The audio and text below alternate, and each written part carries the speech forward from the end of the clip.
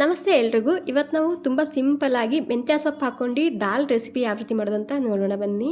ಬೆಳಗ್ಗೆ ಗಡಿಬಿಡಿಯಲ್ಲಿದ್ದಾಗ ಒಂದು ಸಲ ಈ ರೆಸಿಪಿನ ಟ್ರೈ ಮಾಡಿ ನೋಡ್ಬೋದು. ತುಂಬಾ ರುಚಿಯಾಗಿರುತ್ತೆ. 10 ನಿಮಿಷದೇ ರೆಡಿ ಮಾಡ್ಕೋಬೋದು. ಇಲ್ಲಿ ನಾನು ಕುಕ್ಕರಿಗೆ ಮೊದಲಿಗೆ 1 ಕಪ್ ಆಗುವಷ್ಟು ತೊಗರಿಬೇಳೆನ ಹಾಕ್ಕೊಂಡು ಒಂದು 2 ಸಲ ಕ್ಲೀನಾಗಿ ತೊಳ್ಕೊಂಡು ತೊಗೊತಿದ್ದೀನಿ. ನೀವು ಇಲ್ಲಿ ತೊಗರಿಬೇಳೆ ಬದಲಾಗಿ ಹೆಸರುಬೇಳೆ ಇದ್ದರೆ ಅದರಲ್ಲಿ ಕೂಡ ಮಾಡ್ಕೋಬೋದು. ಸೂಪರ್ ಆಗಿರುತ್ತೆ ಟೇಸ್ಟು. ಇವಾಗ ಒಂದು 2 ಸಲ ಇದನ್ನು ಕ್ಲೀನಾಗಿ ತೊಳ್ಕೊಂಡು ತೊಗೊಂಡಿದ್ದೀನಿ. ನಂತರ ಇದಕ್ಕೆ ಟೊಮೆಟೊ ಹಾಗೂ ಈರುಳ್ಳಿ ಹಾಕ್ತಿದ್ದೀನಿ. ನೋಡಿ, ನಾನು ಯಾವ ರೀತಿ ಕಟ್ ಮಾಡ್ಕೊಂಡು ಅಂತ ತೋರಿಸ್ತಿದ್ದೀನಿ. ಈ ರೀತಿ ದಪ್ಪ ಕಟ್ ಮಾಡ್ಕೊಂಡೆ ಹಾಕೋಬೇಕು. ಸಣ್ಣ ಕಟ್ ಮಾಡ್ಕೊಂಡ್ರೆ ಏನಾಗುತ್ತೆ, ಬೇಳೆ ಜೊತೆಗೆ ಅದು ಕೂಡ ಕರಗುತ್ತೆ. ಹೀಗಾಗಿ ಈ ರೀತಿ ದಪ್ಪನೇ ಕಟ್ ಮಾಡ್ಕೊಂಡು ಹಾಕೋಬೇಕು. 2 ಈರುಳ್ಳಿ 3 ಟೊಮೆಟೊ ಹಾಕ್ಕೊಂಡಿನಿ, ದಪ್ಪ ಕಟ್ ಮಾಡ್ಕೊಂಡು. ಅದ್ರ ಜೊತೆಗೆ ನಾನಿಲ್ಲಿ ಸ್ವಲ್ಪ ಅರಿಶಿಣ ಹಾಗೆ ರುಚಿಗೆ ಬೇಕಾದಷ್ಟು ಉಪ್ಪು ಕೂಡ ಸೇರಿಸ್ತಿದ್ದೀನಿ. ಹಾಗೆ ಬೇಳೆ ಬೇಯೋದಕ್ಕೆ ಎಷ್ಟು ಬೇಕಷ್ಟು ನೀರು ಕೂಡ ನಾನಿಲ್ಲಿ ಸೇರಿಸ್ತಿದ್ದೀನಿ. ಎಲ್ಲ ಸೇರಿ ಮಿಕ್ಸ್ ಮಾಡ್ಕೊಂಡು ಒಂದು 3-4 ಸೀಟಿ ಹೊಡ್ಸ್ಕೊಂಡು ತೊಗೋಬೇಕು. ನೀಟಾಗಿ ಸರಿಯಾಗಿ ಬೇಳೆನ ಬೇಯಿಸ್ಕೊಂಡು ತೊಗೋಬೇಕು. ಬೇಳೆ ಬೇಯೋ ತನಕ ನಾನಿಲ್ಲಿ ಮೆಂತ್ಯ ಸೊಪ್ಪು ತೊಗೊಂಡಿದ್ದೀನಿ. 1 ಸೂಡಾಗುವಷ್ಟು ಸೋಸ್ ಇಟ್ಕೊಂಡಿನಿ. ನಾನಿಲ್ಲಿ ಎಲೆ ಮಾತ್ರ ತೊಗೊಂಡಿದ್ದೀನಿ ಸೋಸುವಾಗ. ಇದನ್ನು ಕ್ಲೀನಾಗಿ ಒಂದು ಸಲ ತೊಳ್ಕೊಂಡು ತೊಗೋಬೇಕು. ನೀವಿಲ್ಲಿ ಮೆಂತ್ಯ ಸೊಪ್ಪಿನ ಬದಲಾಗಿ ಪಾಲಕ್ ಸೊಪ್ಪು ಇಷ್ಟ ಇದ್ದರೆ ಅದು ಕೂಡ ಬಳಸ್ಕೋಬೋದು.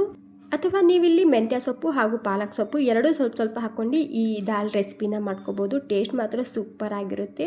ತುಂಬಾ ಹೆಲ್ದಿ ಕೂಡ ಈ ರೆಸಿಪಿ. ಓಕೆ, ನೋಡಿ ಮೆಂತ್ಯ ಸೊಪ್ಪ ಕಟ್ ಮಾಡ್ಕೊಂಡು ಪ್ಲೇಟ್ನಲ್ಲಿ ಹಾಕಿಟ್ಕೊಂಡಿನಿ. ಇಲ್ಲಿ ನೋಡಿ ಬೇಳೆ ಕೂಡ ಎಷ್ಟು ಸರಿಯಾಗಿ ಬೆಂದಿದೆ ನೋಡಿ.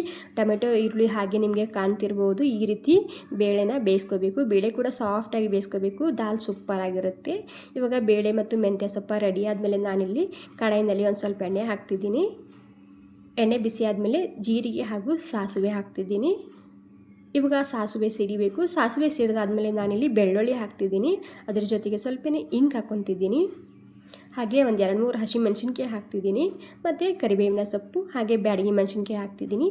ಈ ಎಲ್ಲ ಸಾಮಗ್ರಿ ಸ್ವಲ್ಪನೇ ಬಾಡಿಸ್ಕೋಬೇಕು. ನಂತರ ಇದಕ್ಕೆ ಮನೆಯಲ್ಲೇ ಮಾಡಿರುವಂತಹ ಒಂದು 2 ಟೇಬಲ್ ಸ್ಪೂನ್ ಆಗುವಷ್ಟು ಸಾಂಬಾರು ಪೌಡರ್ ಹಾಕ್ತಿದ್ದೀನಿ. ಅಂದರೆ ಸಾಂಬಾರು ಮಸಾಲ ಹಾಕ್ತಿದ್ದೀನಿ. ಮನೆಯಲ್ಲೇ ಪ್ಯೂವರ್ ಆಗಿ ತಯಾರಿಸಿದಂತಹ ಸಾಂಬಾರ್ ಮಸಾಲ ಅಥವಾ ಸಾಂಬಾರ್ ಪೌಡರ್ ಇದು ಸೂಪರ್ ಆಗಿರುತ್ತೆ. ಯಾವುದೇ ಪ್ರಿಸರ್ವೇಟಿವ್ ಇರೋದಿಲ್ಲ. ನಿಮ್ಮಲ್ಲಿ ಯಾರಿಗಾದರೂ ಇಂಟ್ರೆಸ್ಟ್ ಇದ್ದರೆ ಇಲ್ಲಿ ಮೇಲೆ ಕಾಣಿಸ್ತಿದೆಯಲ್ವಾ, ಆ ನಂಬರ್ಗೆ ಆರ್ಡರ್ ಮಾಡ್ಬೋದು.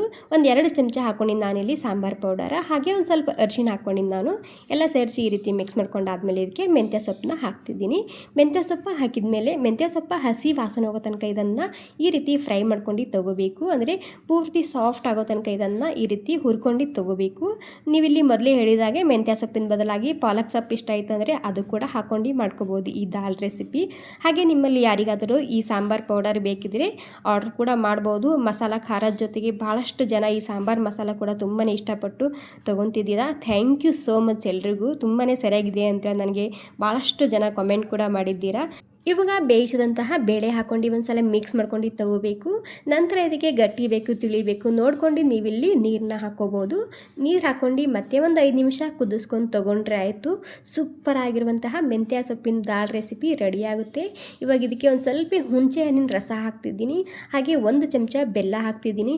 ಇವೆರಡೂ ಕೂಡ ಇದರಲ್ಲಿ ಮಿಕ್ಸ್ ಮಾಡದೆ ಹಾಕ್ಕೊಳ್ಳಿ. ಟೇಸ್ಟು ಸೂಪರ್ ಆಗಿರುತ್ತೆ. ಓಕೆ, ಬೆಲ್ಲ ಹಾಗೂ ಹುಣಸೆ ಹಣ್ಣಿನ ರಸ ಹಾಕಿದ ಮೇಲೆ ರುಚಿ ನೋಡ್ಕೊಂಡು ಉಪ್ಪನ್ನ ಹಾಕ್ಕೊಳ್ಳಿ. ಯಾಕಂದರೆ ನಾವು ಮೊದಲು ಕೂಡ ಬೇಳೆ ಬೇಯಿಸುವಾಗ ಒಂದು ಸ್ವಲ್ಪ ಉಪ್ಪು ಹಾಕಿರ್ತೀವಲ್ವ, ಹೀಗಾಗಿ ನೋಡ್ಕೊಂಡು ಉಪ್ಪನ್ನ ಹಾಕ್ಕೊಳ್ಳಿ. ಓಕೆ, ಒಂದು 5 ನಿಮಿಷ ಕುದಿಸ್ಕೊಂಡು ತೊಗೊಂಡಿದ್ದೀನಿ. ಸೂಪರ್ ಆಗಿರುವಂತಹ ಹೆಲ್ದಿ ಆಗಿರುವಂತಹ ಮೆಂತ್ಯ ಸೊಪ್ಪಿನ ದಾಲ್ ರೆಸಿಪಿ ರೆಡಿಯಾಗಿದೆ.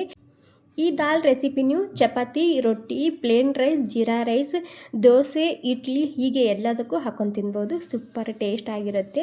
ಸ್ವಲ್ಪನಾದರೂ ಇಷ್ಟ ಆಗಿದ್ರೆ ಒಂದು ಲೈಕ್ ಮಾಡೋದು ಮಾತ್ರ ಮರಿಬಾರ್ದು. Okay, thank you so much. ಹಾಗೆ ಈ ವಿಡಿಯೋ ನೀವು ಎಲ್ಲಿಂದ ನೋಡ್ತಿದ್ದೀರ ಅಂತ ನನಗೆ ಕಮೆಂಟ್ ಮಾಡಿ ತಿಳಿಸಿ. Thank you.